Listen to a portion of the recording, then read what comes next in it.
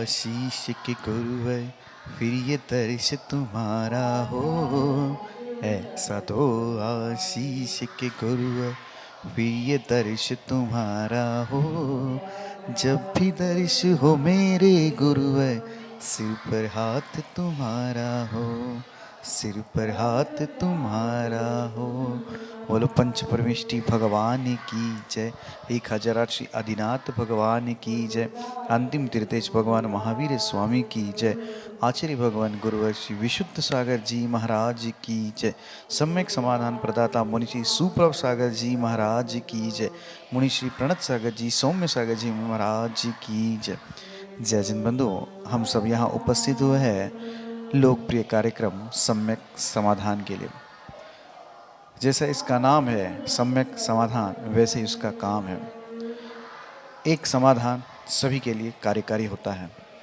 किसी का विकल्प है फलाना डिमका, उस विकल्प का जो समाधान मुनिषी हमें प्रदान करते हैं, उस विकल्प का समाधान हम सभी लोग YouTube channel, Adinath TV channel आदि के माध्यम से हम सुनते हैं एवं लाभ लेते हैं, और उसके माध्यम से हमारे मन में जो उठने वाले विकल्प है उसका समाधान प्राप्त होता है। शुरुआत करते हैं आज के इस सम्यक समाधान कार्यक्रम को। मुनिषी के चरणों में कोटिशा नमोस्तु करते हुए मुनिषी प्रणत सागर जी महाराज से यह निवेदन करते हैं कि हे स्वामी, आज के कार्यक्रम को संचालित करते हुए गति प्रदान करें। नमोस्तु नमोस्तु नमोस्तु।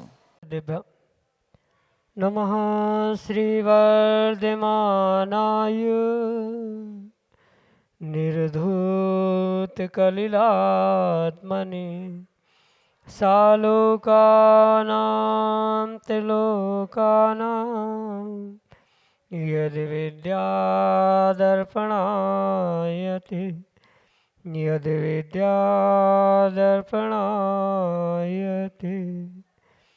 पंच परमेष्टि भगवान की, परम पूज्य आचार्य भगवंत गुरुवर विशुद्ध सागर जी मुनि महाराज की, परम पूज्य मुनि श्री सुप्रभ सागर जी महाराज की, 3 कम 9 करोड़ मुनि राजों की, समीचीन विकल्पों का सम्यक समाधान। सम्यक ज्ञान की वह अनूठी विधा जिसके माध्यम से हम सभी प्रतिदिन अपने उन अनेकानेक समीचीन विकल्पों का सम्यक समाधान आगम के परिप्रेक्ष्य में प्राप्त करते हैं। जो सम्यक समाधान हमारे लिए सम्यक ज्ञान का साधन बन रहा है, और वही सम्यक ज्ञान हमारे आत्मकल्याण की प्राप्ति का एक कार्यकारी साधन है। ऐसे आत्मकल्याण की प्राप्ति का वह एकमात्र कार्यकारी उपाय समीचीन विकल्पों का सम्यक समाधान। प्रारंभ करते हैं आज का सम्यक समाधान। और आज के पहले विकल्प के लिए प्रथमेश जोगी वासिम महाराष्ट्र से महर्षि के चरणों में बारंबार नमोस्तु निवेदित करते हुए अपना समीचीन विकल्प रख रहे हैं कि महाराज जी, वर्तमान के परिप्रेक्ष्य में युवाओं के लिए मंदिर एक एंजॉय करने का साधन बन गया है। जहाँ पर पुण्य करना चाहिए था, वहाँ पर व्यक्ति पाप का ही आश्रय करता है, क्योंकि इसी कारण से धर्म में युवाओं का ह्रास भी हो रहा है। तो ऐसा करने से इसमें क्या दोष है? संस्कार की कमी है, या अपन इस तरह से युवाओं को किस तरह से समझा सकते हैं कि धर्म का क्या महत्व है? हमारे समीचीन विकल्प का सम्यक समाधान करने की अनुकंपा करें। नमोस्तु महाराज जी, नमोस्तु। ओम नमः सिद्धम। परम पूज्य आचार्य भगवान गुरुवर विशुद्ध सागर जी महाराज की जय। परम पूज्य मुनि श्री सुप्रभ सागर जी महाराज जी की।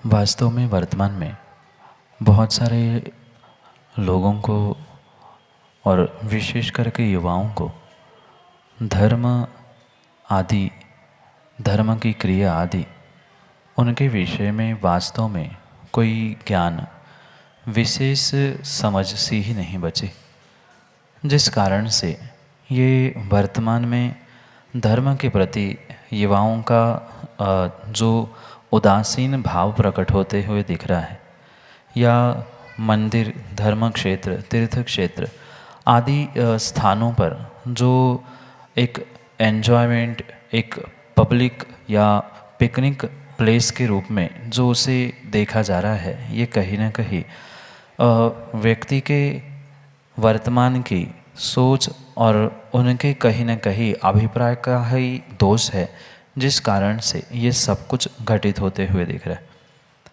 इसलिए ये विशेष ध्यान रखें कि कहीं न कहीं भीतर संस्कारों की तो कमी है ही, साथ में जीवों के तदजन्य जो भाव होने चाहिए, जो रुझान धर्म और धर्म की क्रियाओं के प्रति होना चाहिए, वह नहीं बचा। क्योंकि कई सारे लोगों ने मात्र धर्म को एक एन्जॉय के रूप में, एन्जॉयमेंट के रूप में ही स्वीकार किया गया है। जहाँ एन्जॉयमेंट होती है, जहाँ हंसी खेल मजाक होता है, नाच गाने होते हैं, वहाँ तो व्यक्ति हर बार जाना चाहता है। पर वहाँ जहाँ वास्तव में धर्म के संस्कार होते हैं या धर्म सिखाया जाता है, धर्म से जोड़ा जाता है, ऐसे स्थानों पर किसी भी प्रकार से जीव पहुँचना ही नहीं चाहता। इसलिए पहले तो उन्हें संस्कारों के साथ धर्म की क्रियाओं के साथ जोड़ने की आवश्यकता है, और जोड़ते समय उन्हें ये प्रबोधन, संबोधन देने की आवश्यकता है कि धर्म की क्रिया करने से उन्हें क्या फल मिले, क्यों धर्म की क्रिया करनी चाहिए, क्यों क्या करना चाहिए आदि उनको मार्गदर्शन करने की आवश्यकता है। और मार्गदर्शन, संस्कार आदि करते हुए ही उन्हें अगर इस धर्म के मार्ग पर प्रवृत्त करने का प्रयास किया जाएगा तो नियम से आने वाली युवा पीढ़ी को, आने वाली समाज को आप सुरक्षित कर सकते हैं, अन्यथा नहीं कर सकते। इसलिए उन युवा पीढ़ियों को समझाने के लिए उनको उनके तरीके से, उनके माध्यम से क्रियाओं को, मंदिर को और धर्म को उनके साथ समन्वय करने की आवश्यकता है। जैसा वह भौतिकता के दौर से ही धर्म को करना चाहते हैं तो उन भौतिकता के माध्यम से ही या भौतिकता के रूप से ही उनको सिखाने का, समझाने का प्रयास किया जाएगा तो नियम से वह उनके जीवन के लिए उपयोगी होने की पूर्ण संभावना है। इसलिए संस्कार और धर्म को जोड़ने के लिए उनके तरीके से ही, मतलब उनको क्या पसंद है, किस प्रकार से कार्य करने से, क्रियाओं करने से उनको धर्म और धर्म की क्रियाओं में इंटरेस्ट आएगा, उन सबको समझते हुए उनको संस्कार, धर्म करने से मिलने वाला पुण्य, उसका फल आदि का मार्गदर्शन करने की आवश्यकता है। तभी वह वर्तमान के युवा भी धर्म कार्य, धर्म क्षेत्रों से जुड़ सकते हैं। यही आपके लिए सम्यक समझ। चेतन जैन, विदिशा, मध्य प्रदेश से महाराज श्री के चरणों में बारंबार नमोस्तु निवेदित करते हुए अपना समीचीन विकल्प रख रहे हैं कि महाराज जी, पंच कल्याणक प्रतिष्ठा हो या छोटा सा कोई भी विधान आदि सामूहिक आयोजन हो, उसमें इंद्रों को ही प्राथमिकता देते हैं। जो वास्तविक इंद्र होते हैं उसकी वेशभूषा और शरीर तो दिव्य होता है, किंतु जिसे इंद्र बनाया गया है उससे यह अपेक्षा भी की जाती है कि वह उत्कृष्ट पंचम गुण स्थान वर्ती हो। तो ये कहाँ तक उचित है? हमारे समीचीन विकल्प का सम्यक समाधान करने की अनुकंपा करें। नमोस्तु महाराज जी, नमोस्तु। ये विशेष बात आगम के परिप्रेक्ष्य में समझने की आवश्यकता है। जो विशुद्धि, जो भक्ति इंद्रों की तीर्थंकर भगवान, अरहंत भगवान के प्रति होती है, वैसी भक्ति अन्य गति के जीवों में प्राप्त नहीं होती। उसे आचार्यों ने अनीचा भक्ति का रूप दिया गया, और जो सौधर्म आदि इंद्र उस अनीचा भक्ति के माध्यम से ही एक भावावतारी पद आदि को प्राप्त करते। और शायद इसीलिए जब भी कोई पंचकल्याणक विधान आदि विशेष अनुष्ठान होते हैं, वहाँ पर कहीं न कहीं उन इंद्रों की स्थापना की जाती है एक सामान्य मनुष्यों में, और इंद्र बनाकर ही या विशेष पात्र बनाकर ही भगवान की पूजा आदि की जाती। इसके साथ ये भी विशेष बात ध्यान रखिए कि जो इंद्र होते हैं, इंद्र परिवार होते हैं, उनके यहाँ कभी भी सूतक पातक नहीं होती, पर मनुष्यों के यहाँ सूतक पातक होने की संभावना होती है। और उन दोषों से बचने के लिए भी इंद्रों का गोत्र बनाते हुए उन्हें इंद्र बनाया जाता है। उनकी वेशभूषा, उनका सकलीकरण, उनका सब कुछ बदलते हुए कहीं न कहीं उन्हें इंद्र रूप स्थापित किया जाता है, जिससे उन्हें सूतक पातक का भी दोष ना लगे। साथ में जो इंद्रों की विशेष विशेष अनिचा भक्ति होती है, उस भक्ति को भी वे प्राप्त करे, उत्कृष्टता को प्राप्त करे। इन्हीं भावों से प्रत्येक श्रावक को जो विधान में पंचकल्याण में समाहित होता है, उनके लिए ये व्यवस्था कही गई है। ज़रूरी नहीं है कि दिव्य शरीर और दिव्य वस्त्रों से ही पूजा हो, दिव्य शरीर दिव्य वस्त्र नहीं भी हो पर दिव्य भाव भी बन जाएंगे तो भी काम बन सकता है। इसलिए दिव्य भावों के लिए दिव्य शरीर दिव्य वस्त्रों की कल्पना करते हुए वहाँ उपचार से स्थापना निक्षेप से स्थापित किया जाता है। इंद्रो हम निज भूषणाते में, मैं इंद्र हूँ, इस भावना के साथ अगर वह कार्य करता है तो विशेष भावों के साथ वहाँ अनिच भक्ति करने की संभावना या विशेष भक्ति को वह प्राप्त करने की संभावना हो सकती। इसलिए प्रत्येक पात्रों को इंद्र आदि विशेष स्थान देते ही वहाँ पर विधानों में पंचकल्याणों को में समाहित किया जाता है। साथ में ये भी बात वह समझे कि जो इंद्र है उनका गुणस्थान किसी भी प्रकार से पांचवा नहीं होता, उनका चौथा ही गुणस्थान होता है। वह श्रावक जो है वह पांचवें गुणस्थान वर्ती होने पर भी वह इंद्र आदि बनते समय उसको कहीं ना कहीं उस प्रकार से उन पदों पर अधिष्ठित किया जाता है और उनकी भावों की सुचिता, भावों की विशुद्धि के साथ उनको विशेष भक्ति करने का मौका दिया जाता है। इन्हीं अभिप्रायों से जो सामूहिक आयोजन पंचकल्याणक विधान आदि किए जाते हैं, वहाँ इंद्रों के समान ही वेशभूषा, इंद्रों के समान ही आभूषण, उनके ही जैसा सब कुछ प्रदान करते हुए उत्कृष्ट उत्कृष्ट भावों को प्राप्त करते हुए वह उत्कृष्ट भक्ति करे। इसी अभिप्राय के साथ उनको उन स्थानों पर, उन पदों पर आरोहित किया जाता है। यही आपके लिए सम्यक समाधान। श्रीमती रोशनी जैन, विदिशा मध्य प्रदेश से अगले समीचीन विकल्प के। नमोस्तु महाराज जी, नमोस्तु महाराज जी, नमोस्तु महाराज जी। महाराज श्री, मेरा प्रश्न यह है कि हम किसी भी क्षेत्र पे जाते हैं तो घर वाले हमसे कहते हैं कि गंधोदक ले आना। अगर गंधोदक हमको लाना है तो हमें लाना चाहिए या नहीं लाना चाहिए, और लेके आना चाहिए तो उसे कितने दिन तक रखना चाहिए? नमोस्तु महाराज जी, नमोस्तु महाराज जी, नमोस्तु। माँ, तीर्थ क्षेत्रों का गंधोदक लाने में कहीं भी दोष नहीं है, पर ये विशेष ध्यान रखें कि जो गंधोदक घर लाया जा रहा है उसकी मर्यादा, उसका विनय जितना उत्कृष्टता से होगा उतना ही विशेष विशेष फल भी आपको उसके निमित्त से मिले। इसलिए जो गंधोदक घर लाया जा रहा है वह अगर मर्यादा के साथ प्रयोग किया जा रहा है, विनय के साथ प्रयोग किया जा रहा है, तो उसमें किसी भी प्रकार से कोई दोष बिल्कुल भी नहीं।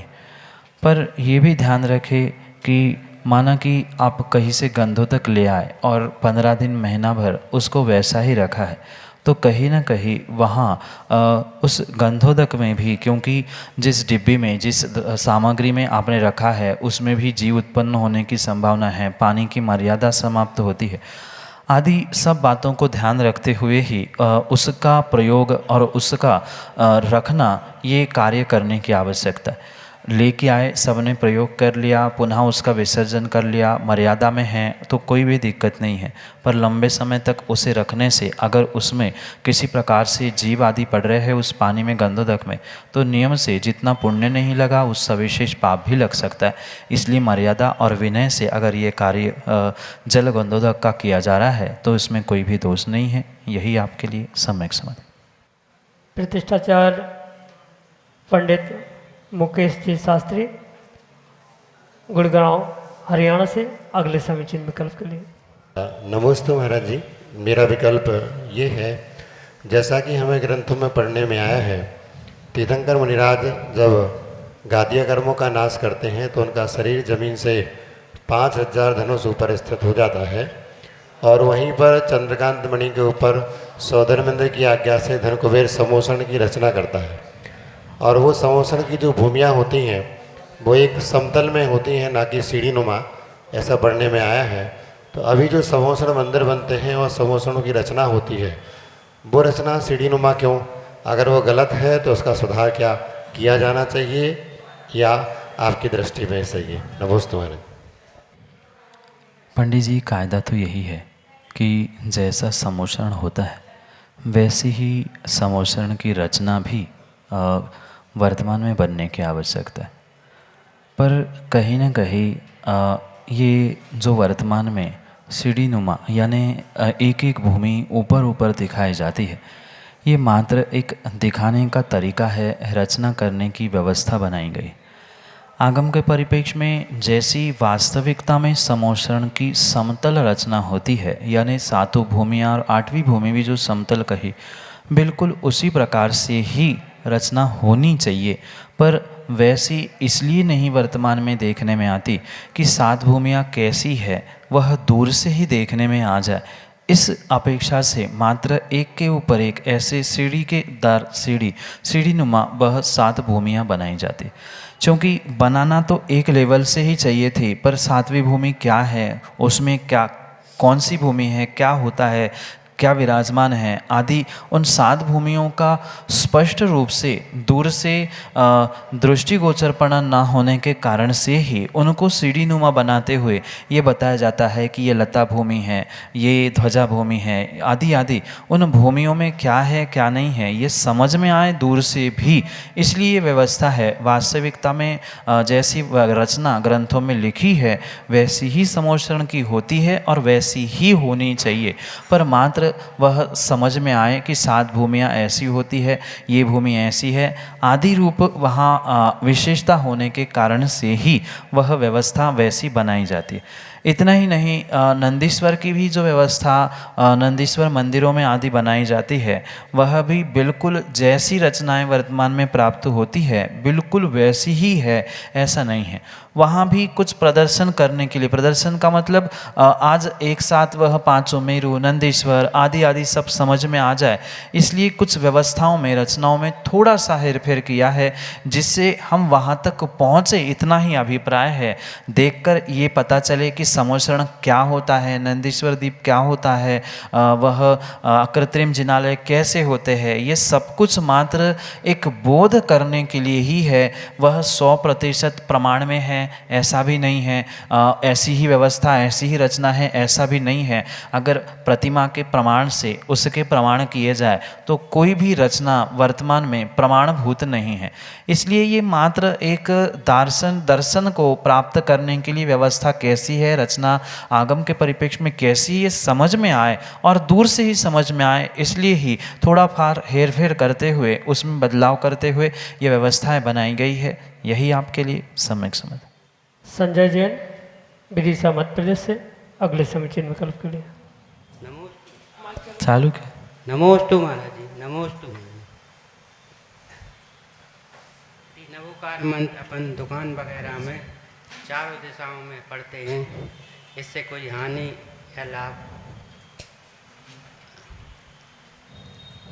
लोग कहते हैं इसे पढ़ना नहीं चाहिए।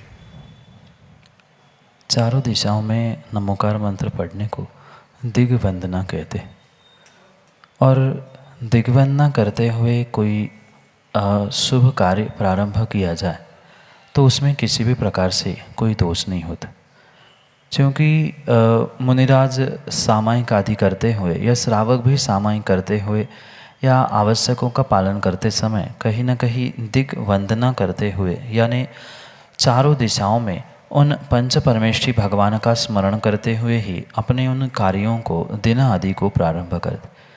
और श्रावक को भी अगर अपने घर गृहस्थी के कार्यों को भी कार्य प्रारंभ करते समय उन चारों दिशाओं में दिग्वंदना करनी है तो उसमें भी किसी भी प्रकार से कोई दोष नहीं है, क्योंकि वह भी एक लौकिक ही कार्य है। और लौकिक कार्य करते समय दिग्वंदना यानी प्रत्येक दिशा में जितने पांचों परमेष्ठी है उनका ही स्मरण करना नमोकार मंत्र है, तो उन चारों दिशाओं में पढ़ने से कोई भी दोष नहीं होता।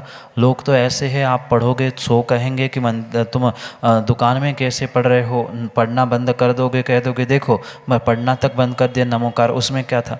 तो लाख हजारों मुख है, हजारों बातें हैं, ये निर्णय हमें अपने विवेक से करने की आवश्यकता है।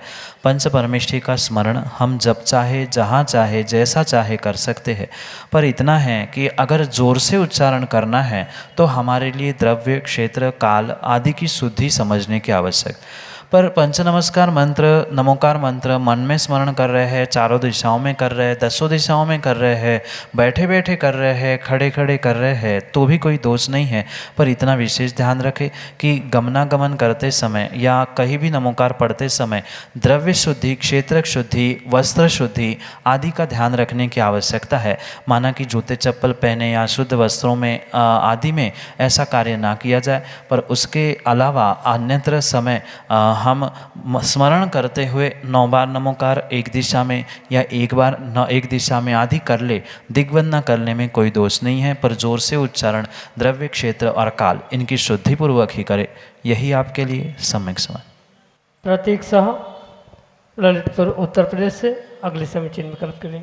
मंचासीन पे विराजमान दोनों गुरुदेव के चरणों में साष्टांग नमस्कार। नमोस्तु भगवान। महाराज जी, मैं इस बात का सम्यक समाधान चाहता हूँ, जैसा कि आपके द्वारा हर जगह उपनयन संस्कार किया जाता है जो बालक 8 वर्ष से ऊपर के हो जाते हैं, लेकिन और या फिर जिनकी शादी नहीं होती है उनका भी उपनयन संस्कार होता है, लेकिन किसी कारणवश हमारी तो शादी भी हो चुकी है और किसी कारणवश हमारे पेरेंट्स के द्वारा उपनयन संस्कार नहीं किया गया, तो अब आप बताएं हमारा कल्याण कैसे होगा। नमोस्तु भगवान, नमोस्तु भगवान, नमोस्तु भगवान। वास्तव में बालकों के उपनयन संस्कार उनके जीवन को बदलने के लिए एक बहुत बड़ा निमित्त बन सकते। इसलिए जितनों को संभव है उन सभी जीवों को, उन सभी युवाओं को, युवतियों को उन उपनयन उपनीति संस्कारों को अवश्य ही प्राप्त करने की आवश्यकता है, क्योंकि गुरु के माध्यम से 2 ही समय पर श्रावकों के मस्तिष्क पर संस्कार होते हैं। एक तो वह मोक्ष मार्ग पर निकल पड़े, दीक्षा लेने के लिए कार्य कर रहा है, दीक्षा ले रहा है उस समय पे, या उपनयन संस्कार, इन 2 ही समयों पे दिगंबर मुनिराज उन बालकों के, युवाओं के मस्तिष्क पर अपने हाथों से केसर, लौंग आदि के माध्यम से संस्कार करते। इसलिए ये विशेष ध्यान रखें कि अगर माना कि आपके पेरेंट्स ने आपको उपनयन संस्कार नहीं प्रदान करवाया है, कहीं ना कहीं उसमें भी आपके पुण्य की कमी थी, इसलिए वह कार्य हुआ, पर ऐसा नहीं है कि उन संस्कारों को प्राप्त नहीं हुए तो आगे आप जीवन में कुछ भी नहीं कर सकते, ऐसा बिल्कुल भी नहीं है। और भी बहुत सारे संस्कार बताए गए हैं जो कि एक श्रावक के लिए कार्यकारी है, गृहस्थ के लिए उपयोगी हो सकते। क्योंकि विवाह के बाद आप गृहस्थ बन चुके और गृहस्थ अवस्था को प्राप्त करने के बाद भी आप उन बहुत सारे संस्कारों को प्राप्त करते हुए अपना गृहस्थ जीवन व्यवस्थित कर सकते। पर अगर विशेष बात उसमें भी आपको ये समझनी है कि आत्मकल्याण की भावना है, तो आपको नियम से एक ही उपाय हो सकता है जो जीवन में वास्तव में आत्मकल्याण के लिए साधन बन सकता है, जिसका नाम है दिगंबर दीक्षा धारण करना। और दूसरे समय जब उपनयन संस्कार नहीं हुए तो गृहस्थ बनने के बाद अगर दिगंबर मुद्रा धारण करने के लिए, दिगंबर दीक्षा धारण करने के लिए गुरु के कर कमलों से आप अपने मस्तिष्क पर संस्कार प्राप्त करोगे तो नियम से आपका आत्मकल्याण और आत्मकल्याण के साधन भी आपको बहुत सहजता से प्राप्त होने की संभावना है। इसलिए भले ही आप पिछले पुण्य पाप आदि कर्मों के निमित्त से उपनयन संस्कार प्राप्त नहीं कर पाए, पर वर्तमान में दिगंबर मुनि के उन संस्कारों को प्राप्त करते हुए वास्तव में अपने लक्ष्य को, आत्मकल्याण को प्राप्त करने की संभावना है। यही आपके लिए सम्यक समाधान। एलसी जैन, छिंदवाड़ा मध्य प्रदेश से महासभा अध्यक्ष, अगले समीचीन विकल्प के लिए। आचार्य विश्वसागर जी महाराज की जय हो, मुनि संघ की जय हो। हे स्वामी नमोस्तु नमोस्तु नमोस्तु भगवान। हे स्वामी, जो पंचकल्याणक होते हैं उसमें जो भगवान के माता पिता होते हैं, क्या वो भविष्य मोक्षगामी जीव हैं क्या? नमोस्तु महाराज जी, नमोस्तु महाराज। मोक्षगामी होना नहीं होना ये कोई पद, कोई स्थान निर्धारित नहीं करता, अभी तो जीवों के भाव जैसे होते हैं उस पर उनका वह मोक्ष गमन, मोक्ष मार्ग पर गमन, ये सब कुछ तय होता है। कहीं न कहीं पंचकल्याणक में बने हुए जो भगवान के माता पिता आदि पात्र है, वह मात्र पात्र बनने के लिए पात्र बने हैं तो ज़रूरी नहीं है कि वह अपना आत्मकल्याण करे, मोक्षगामी बने। पर वहाँ वास्तव में उन्हीं माता पिता के भावों को वो प्राप्त कर रहे हैं, जैसे कि एक साक्षात तीर्थंकर के माता पिता अपने उस बालक को देखकर गदगद भाव प्राप्त करते हैं।